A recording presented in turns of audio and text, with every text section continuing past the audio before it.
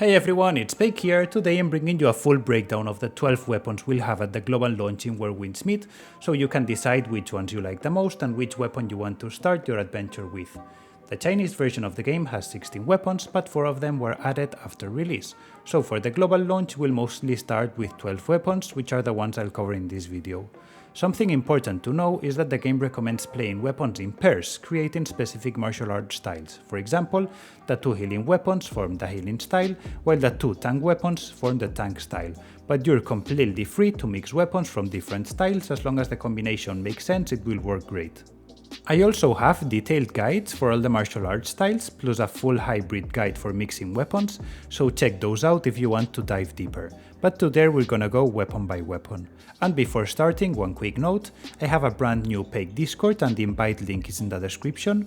You can play Where Winds Meet solo at the beginning of the game like a normal RPG, but if you plan to keep playing later, the social systems become very important: guilds, relationships, PvE, PvP, online activities, even marriage. So if you want a community to play with, join the Discord, and we've also started to form guilds already, so yeah, join in. Okay, so healing weapons we have 2, the Panacea Fan and the Soulshade Umbrella. They're meant to be played together as a full support style, which is amazing in group PvE and group PvP. Healers will be some of the most requested builds in the game, but for solo content PvE or PvP, the damage is very low, so the story will take you much longer. If you really want to start the game healing, one of the strongest setups in the game is to combine any DPS weapon with one healing weapon, either the fan or the umbrella. That will make you almost immortal while having good DPS, but just keep in mind, healing is extremely nerfed the first time you kill a boss, so your healing will be tiny in those fights. Between the 2 healing weapons, the Panacea Fan is the king of raw healing. It has huge AoE heals, heals over time, burst heals, you can even resurrect, nothing heals like the fan. The Soulshade Umbrella on the other hand buffs your team's attack and it heals a more single target. The nice thing is that you throw it into the air and it heals automatically while you switch weapons, perfect for the story because you barely need to manage it. In group endgame the fan is generally the better choice, but for solo story the umbrella can feel easier and safer. Anyways, you can get the fan much earlier than the umbrella, so I recommend going with a DPS weapon and the fan, and later when you get the umbrella switch to the umbrella and see what you like the most. Both the fan and the umbrella have ranged DPS versions which are completely different to the healing ones, so treat them as separate weapons. The Inkwell Fan works as a main weapon, it has basic range attacks, you can throw ranged tornadoes too which will knock enemies in the air, and you can follow up those knockups with airborne combos in melee range, and later you can teleport back to safety. You can also set up wind barriers that will block enemy projectiles and will block small enemies from advancing, so you can attack from a safe position. With the fan you can attack from a safe distance constantly, but its real damage comes when sometimes you go into melee range to do some follow-up airborne attacks. The weapon has solid damage with great control and some good mobility. On the other hand, the Ninefold Umbrella is designed as a secondary DPS weapon because you can throw the umbrella into the air and it will auto-attack nearby enemies while you switch to another weapon to heal or deal damage. The thing is that when you throw the umbrella to the air, you're left with your cane, you can only make sword attacks which are pretty bad, that's the reason for the one you want to swap to another weapon to deal good damage or heals. Having the umbrella in the air uses your pink petals. When the petals run out, the umbrella falls and you will need to refill them by attacking with the umbrella itself. The umbrella has good range and melee attacks, but one of your best abilities lets you fly while shooting, which is very safe and offers good mobility. But again, when the petals are full, you want to throw the umbrella into the air and swap weapons, because the basic melee attacks of the umbrella are pretty bad, so the Ninefold Umbrella is best used as a secondary support DPS weapon. You can pair it with any DPS weapon, including the Inkwell Fan, or even with the Panacea Fan if you want to heal and deal damage at the same time. The Mortal Rope Dart is similar to the Ninefold Umbrella because basically you can summon little rats that will attack enemies in melee range automatically while you switch to another weapon, they will keep attacking. These rats are even stronger when you use them when a weapon that attacks a lot with basic attacks, and the only weapon that does this perfectly are the Infernal Twinblades, but still you can mix it with any other weapon. That said, the Rope Dart can actually also be used as main weapon if you want, because it does a lot of basic attacks too, so its rats will attack more powerfully. As you're using a rope, your range is mid-range, which is a little bit safer, and you also have great crowd control because you can kick enemies down to the floor, pull them with your rope, stun them on the ground, lots of ways to control the battlefield. Most people use it as a secondary weapon supporting the Twinblades, but it works fine as a main weapon too, and just so you know, the Mortal Rope Dart mixed with the Twinblades are one of the best setups for PvP. The Infernal Twinblades are extremely aggressive weapons with tons of forward mobility. They shine in PvP because they keep pressuring the opponent constantly. In PvE they're good, but they require more skill. Your AoE isn't amazing and you can be interrupted easily, so you need to dodge a lot to keep the pressure going. At the same time, forward mobility isn't that important against mobs really. However, with this weapon, as you attack, you will feel a red gauge, and once it's full you will enter Infernal mode, where your combo changes and your damage skyrockets and you become uninterruptible, so you can keep attacking non-stop without fearing being interrupted.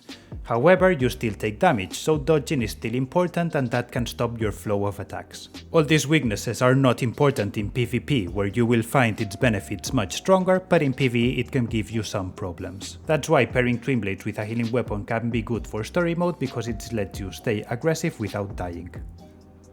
The Stormbreaker Spear and the Thundercry Blade, which is a glaive, are both the tank weapons. They both form the tank style and have incredible synergy between them. Don't think for a moment that being tank means you deal low damage, because they hit super hard. However, your mobility won't be the best and your attacks are a little bit slow, so against agile enemies you will have a little bit of problems to hit. In any case, the difference between the two is that the Stormbreaker Spear gives huge defensive buffs. It will make you almost immortal, and it also buffs charge attack damage. It can also deal some good charge attacks to deal some damage, but damage is not its strongest point.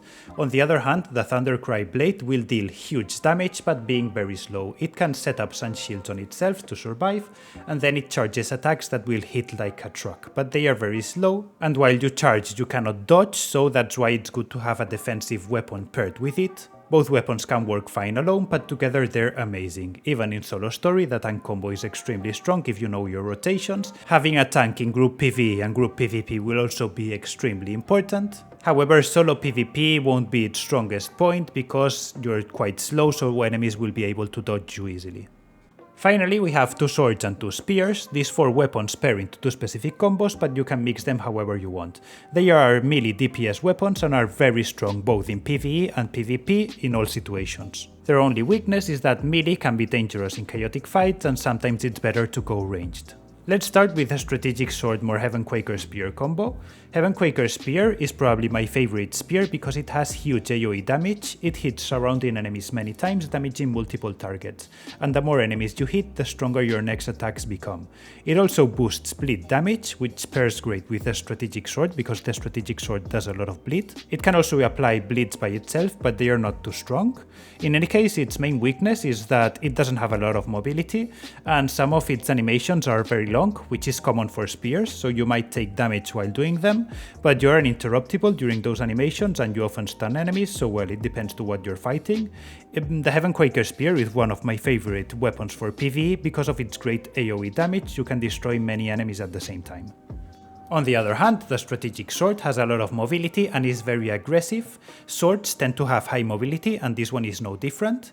It has fast attacks that apply bleed, attacks where you jump backwards and then strike applying bleed, and if the enemy already has bleed you do even more damage. You can also travel long distances while attacking, hitting everything in your path and ending up behind the enemy. This lets you stay close to enemies, repositioning easily and control the fight. This combo is very aggressive. Bleeds let you back off while the enemy loses HP, but when you use the spear to buff your bleeds, you want to keep hitting during the buff window with your swords to apply stronger bleeds.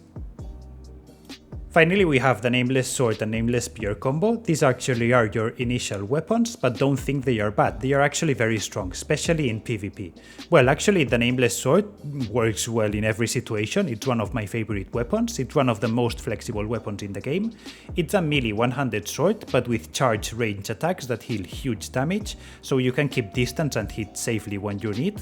You can push enemies away, create distance, then shoot from afar, and also you have skills that let you dive and interrupt them. It's very solid and very safe, letting you play at a good distance but also enter in melee range when needed. Compared to the strategic sword, the Nameless Sword is simply safer and lets you play from farther away, while the strategic sword is more aggressive all-in style. As you can imagine, this playstyle is extremely good in both PvE and PvP because basically you control space. The Nameless Spear shines in PvP because it can paralyze enemies. You will freeze them and then you burst them down with charge attacks. They have some AoE, but it's not amazing, so it's more focused on single target enemies. This is great for single PvE enemies, but also in PvP because you will paralyze the player and then destroy them with your charge attacks. You would think that it's very good against bosses, but actually there it's weaker because you can't actually paralyze bosses, only in very specific situations. So if you try to use charge attacks, the bosses will hit you while you're doing them and you will get destroyed. So it's not my favorite for bosses, but for PvP and general enemies it's very good, especially in PvP.